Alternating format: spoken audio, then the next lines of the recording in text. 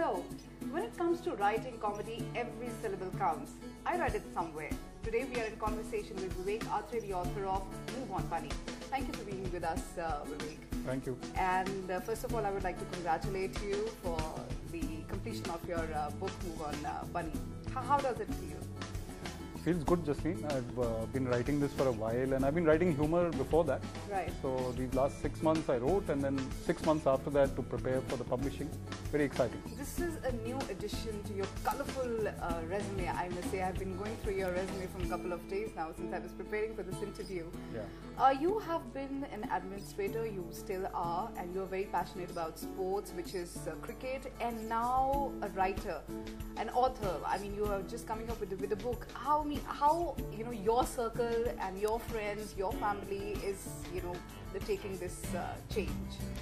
Jasleen, maybe it's not that colorful, but it's definitely an all-rounder profile. Somehow I feel that I don't want to just do one thing in life. All right. So I've started doing different things, and then getting into writing has been one of them. But somehow I feel that writing is something I should have got into long ago. And I've been waiting and just differing sometimes. And my wife Nina tells me, you must write.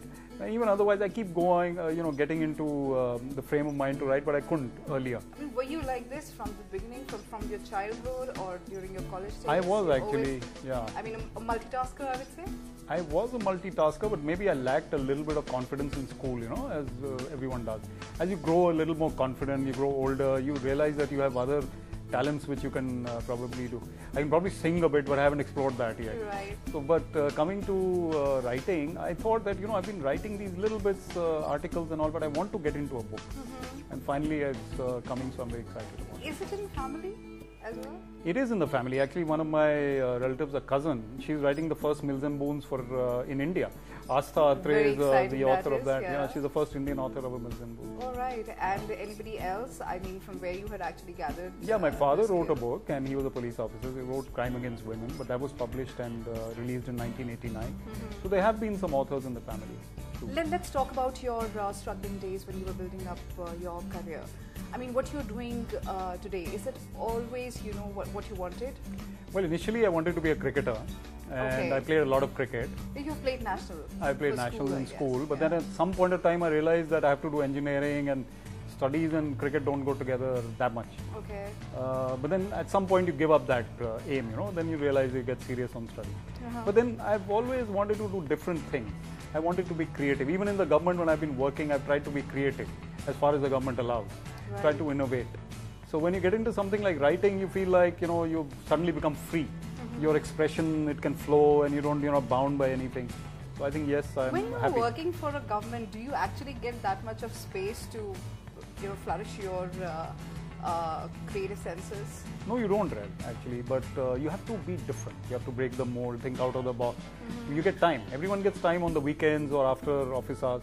If you can take out even 1 hour a day to write or read and write, I think you can become a writer. But I'm sure it must be a bit struggling as well for you. You struggled? It was a little tough in the beginning. Writing somehow comes to me naturally. So it was probably the struggle was more to get down to it. Okay. Find time for it. Right. But once I sit down, I don't really struggle. So I hope this goes on. Now you must tell us about your book, Move On Bunny. Yeah. I mean, take us through the book. I've been writing these middles, and they're humorous, and I thought I must write a humorous book. So Move On Bunny is an out and out, it's a laugh, right? It's a humorous book. Not too many Indian authors write humor. Absolutely. So I wanted to get into a different genre. And I've written a book which is in no page is serious. I mean, the hero, Bunny Kapoor, is someone from imagination. But there are some experiences which he's had which I can relate to. Okay. And then, Bunny Kapoor, he does funny things on his own. He gets into situations which he doesn't want to also, but they are also funny. All right. So the whole book, it flows into a comical kind of flow. But then ultimately, it is also a message that Bunny Kapoor is a young guy who wants to achieve something, and he does achieve what he wants to and moves on. Do you think that book can actually inspire any of the writer or director in the film industry to create a movie on well, if I was a writer, I would have script writer or a director, I would have picked it up. Okay. Because it's a comic book. It is something which is light. The audiences love, I think, a film made on such a theme. And there are not too many books like this in India, as I said. So yes, I would definitely have made a film on it, and I think someone will one day. Do you think comedy writing is a bit difficult? As you said that there are not many authors who write comedy, especially Yes, in India. it is difficult because typical Indian books, if you look, are masala books. So the hero, the heroine, the villain, and then there's a love story and there's a tragedy or a happy ending. Right. So these are masala books, and masala films can be made on them. So yes, humor is a little different. So if it's different and it's rare, then it must be difficult. But for me, since I've been writing humor, I'm happy to do it. All right. Okay, Vivek, now describe yourself as a writer. You have been writing a lot on various blogs, and yours blogs as well, and for various publications, and now this book. Well, I'm a writer who, luckily doesn't take too much time to write. Once I get down to writing, I can write 500 words very quickly, and maybe 1,000 or 2,000 words takes a little longer, obviously. But somehow the ideas formed in the mind generally. And when you put pen to paper or you put your key or hand on the keyboard, then it just flows. So humor comes naturally to me. If I have to write a very graphic or serious kind of episode, then it might be a little difficult. But I have written some sentimental stuff as well, which has been published in the papers. But if I write humor, I think it's most natural to me. So I'm flowing when I write humor. So this book is also of that sort. It didn't take me long to write the episodes. I used to revise them and edit them myself. So how much time you took? I took about 6 months in all. All right. Which it has 6 major episodes, this book. So you could say a month to an episode. But then if I really look at the time involved, it wouldn't be more than 4 or 5 days per episode, actual writing. Tell us more about Mr. Bunny Kapoor, who's the main character in your book. Yeah, Bunny Kapoor is about 25 years old. Okay. He's a Delhi guy. But he's not happy with what he achieves. So he gets into a restaurant manager kind of situation. And there his boss is difficult, and there's a girl he's attracted to, who's the boss's daughter. Okay. So he's trying to get close to her, and the boss creates problems for him. He gets into a situation where he has to lie his way out of it, but then he ultimately comes up with good ideas, impresses both of them. Then he reaches the top of the game, and that girl is very fond of him, but then suddenly he realizes she's not for him. Okay. Moves on to Bombay, where he becomes a multiplex chief. There he's got some other challenges to handle. Once he achieves again, he's on top of the game, he feels that no, I need to move on to something else. That's why Move On Bunny is the name of the book. So it's like moving on from one career to another, maybe moving on from one woman to another. Alright, so it's a very typical example of today's youth, you would say? It could be, absolutely. In fact, most people, young people, could relate to it. Because you reach a certain stage where you feel that, this is in my pocket. I've done this, done that. So I'm not going to do this for the rest of my life. So he moves on to Chennai as a banker, then he's moving on as a coach. He had some athletics ability, so he's getting into coaching. He was also into dancing, so he gets into a dance situation. And suddenly at the end he realizes he has another talent which can be revealed once you read the book. Alright, that's interesting. So he seems to be a very colorful guy. He is. Tell me one thing, which I would want to be the first one to ask you this, because many people would like to ask you this question once they buy your book from the shelf and read it through. This character we are talking about, Bunny Kapoor, is that you? Well, it's not me, but that's what all authors say, so I may be lying. Okay. But actually it's not me. So I feel that, I've created an imaginary character, and he's getting into experiences. Some of those might be mine. Some of those experiences might be mine. The way he reacts to situations might be mine. Right. When you write your first book, you're most likely to be connected with the protagonist. But when you get, let's say you've written 10 books, then you're probably able to distance yourself from the protagonist a little more. So yes, there are elements in Bunny Kapoor which are me, but he's not me. He's a little outlandish, he's a little more funny than I am. He takes more risks than I do. So maybe Bunny Kapoor has some features like me, but I'm not Bunny Kapoor. Okay, in our language, in electronic media language, I would like to ask you that, can you just take us through one such scene where the viewers who are watching this clip can get their share of laugh? Well, actually there's a scene where Bunny's ex-girlfriend sends a henchman to kill him. And it sounds very serious in a funny book, but he's in a corner. Okay. And he's on top of the roof of a building, and he's cornered by this big hefty guy. So either he can attack the guy or he has to jump off the roof. There's no other way. But somehow he managed to wriggle and run, gets into the lift, and this guy tries to chase him, but he's a little bulky, he can't. Once he's in the lift, he sees a very pretty girl, he wants to talk to her, but then he realizes he's being chased by someone. So that guy, he comes by some other lift or something, but by that time he's away into his car. Then he realizes, these girlfriends of mine, they ex-girlfriends, I mean, some of them can be very dangerous, and just getting into relationships and getting out of them is not as easy. Guy. Poor guy and poor girl also. Right. So these kinds of things, and then in one situation where he's sitting with the mother of a protege of his, he's a coach. He's coaching this girl. So this mother is a police officer. Okay. And somehow she gets into her head that she wants her girl to marry him, and he's a very eligible bachelor. So she says, "So what plans for marriage?" And this guy suddenly is eating an idli, sitting in Bangalore. So, he realizes that this is what he's got into. So the police officer woman is a little pushing, and he has to somehow, excuse his way out of trouble. Okay. He doesn't want to marry the girl. Not ready for marriage yet. So tell us, Vivek, what's more on the platter after Move On Bunny? Well, I want to write more humor, and Bunny's doing pretty well, I guess, so I can write one more on Bunny, I suppose. Okay. But I can write more humor, and ultimately, of course, I also want to get into a little bit of more storytelling with more passions and more feelings and a little bit of more intensity. But maybe I'll save that for later. Okay. Coming back to Move On Bunny, how comfortable this book is to read? I mean, I have actually read few authors and left the book halfway through just because they use quite a heavy vocabulary while expressing. How easy it is for the reader? If I can boast about it, I feel the good thing is that it is written in language in English, which is a little literary, but it is free flowing.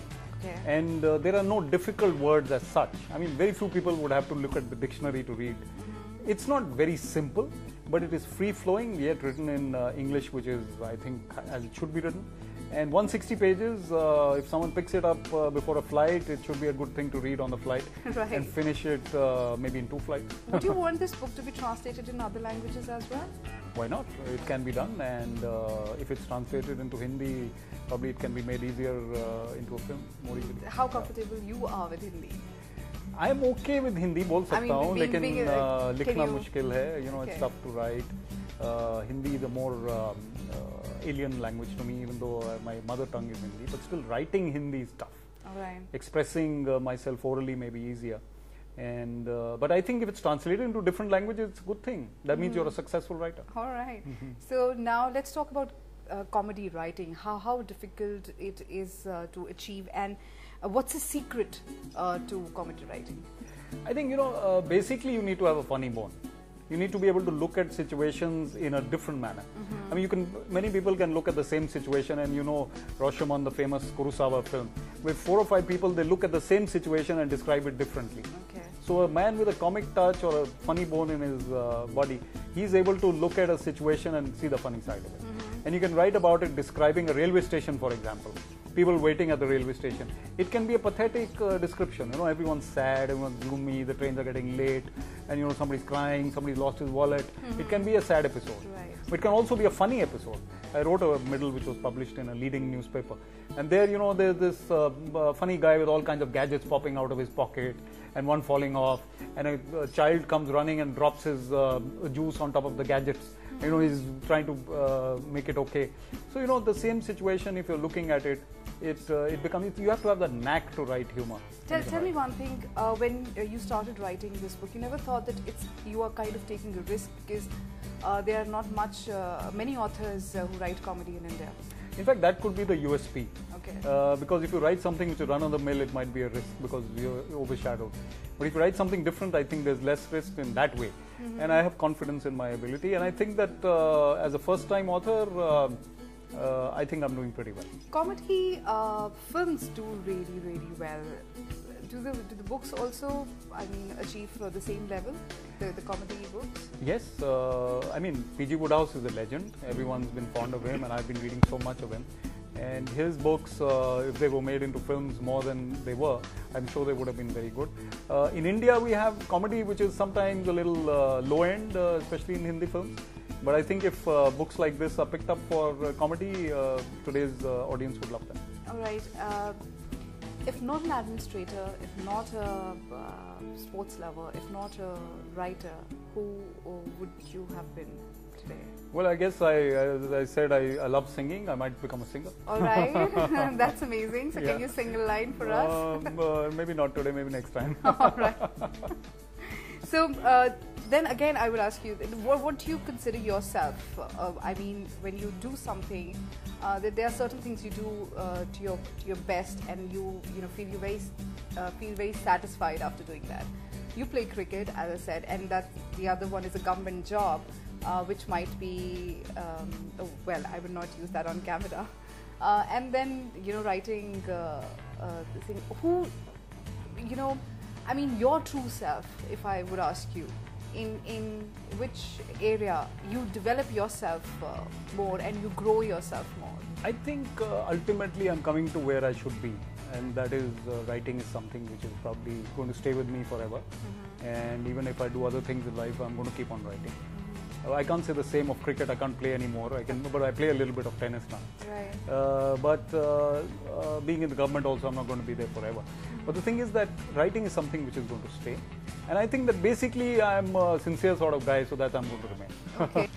Now, before we thank you, Vivek, any message for the readers of Move On Bunny, and few tips for the budding writers?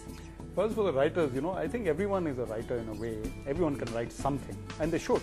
Because it's a very good way to express yourself. So if you put your thoughts down on paper, even for yourself, I think it's a good thing to do. But writing well is another matter. Very few people can do it, but those who can must. There are many people who haven't written a book, they could have done very well. So people should write. Right. And for the readers, I would say that Move On Bunny is something which doesn't intimidate. It only tickles, it only pleases. So once you read the book, you're only going to end up smiling. So please pick it up. Right. Thank you so much for being with us today, and we wish you and your book all the good luck. Thank you so much. Thank you. Thank you very much. Thanks. Bye-bye.